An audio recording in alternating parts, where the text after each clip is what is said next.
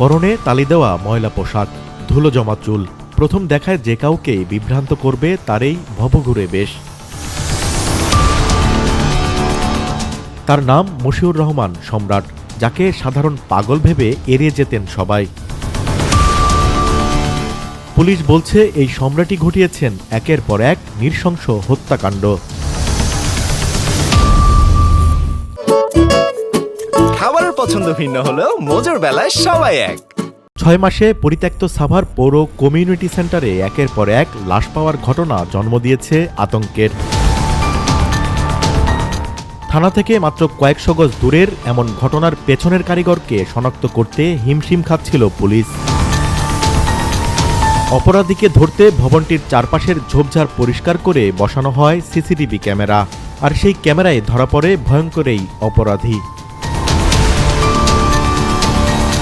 রোববার সাভার থানা রোডে অবস্থিত পরিত্যক্ত কমিউনিটি সেন্টারের দ্বিতীয় তলা থেকে উদ্ধার করা হয় দুটি পোড়া মরদেহ।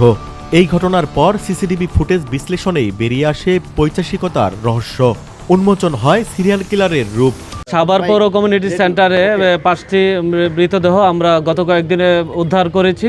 এছাড়াও আমাদের মডেল মসজিদের সামনেও একটা মৃতদেহ উদ্ধার হয়। এই 6টি ঘটনায় জড়িত এক ব্যক্তিকে আমরা আইনের আওতায় নিয়ে এসেছি।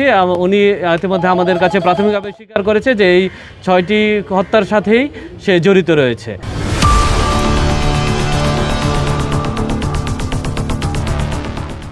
সিরিয়াল কিলার সম্রাটের ছদ্মবেশে হত্যাকাণ্ডের রোমহর্ষক ঘটনায় এখনও আতঙ্কিত স্থানীয়রা।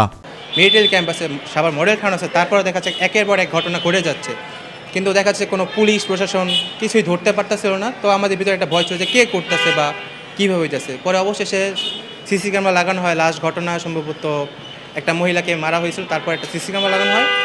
পরে কালকের ঘটনার পরে পুলিশ দেখা গেছে যে তৎপর হওয়ার পরে তারা ধরতে পারছে। প্রথম ঘটনার পর থেকে পুলিশ ততটা তৎপর ছিল না যতটা তাদের থাকার দরকার ছিল। এই যে কিছুদিন পর পরই এরকম ঘটনা ঘটছে, আমরা অনেক আতঙ্কে আছি। তো এভাবে যদি চলতে থাকে তাহলে তো আমরা সুষ্ঠুভাবে চলাফেরা করতে পারবো না, কলেজে আসতে পারবো না। 4-5 জন লোক মারিয়া ফেলাইছে, এতটুকু শুনছি। এখন দেখতে আসছি, এখন ভয়ের মধ্যে আছি আমরা। এখানে তো বড় লোক করে মারিয়া ফেলায় না, সব গরিব লোকই মারতেছে। এগুলো পদক্ষেপ নেয় না পুলিশ। পাশে থানা, এখানে ইয়া আছে, আর্মি ক্যাম্প আছে, এরা কোনো পদক্ষেপ নেয় না। ওই সিসি ক্যামেরা লাগাই থুয়ে দিচ্ছে এই কয়দিন ধরে। এখানে তো প্রায় ঘটনা ঘটতেছে। আমি আমার জানা মতে 5-4টা মার্ডার দেখলাম এখানে।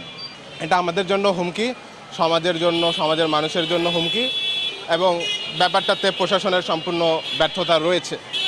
একে একে 6টি খুন, তার মধ্যে 5টি খুনই করা হয় সাভার পৌর কমিউনিটি সেন্টারের এই পরিত্যক্ত ভবনে। এর মধ্যে শেষ 2টি খুনের পর লাশ পুড়িয়ে দেওয়া হয় অন্ধকারে কক্ষের ভেতরে। এই ঘটনার রেশ এখনও রয়ে গেছে স্থানীয়দের মাঝে। ছদ্মবেশে একের পর এক খুন করলেও কেন প্রশাসন আগেই গ্রেপ্তার করতে পারেনি কিলারকে, এমনটি প্রশ্ন স্থানীয়দের। দেওয়ান ইমন, দেশ টিভি, সাভার।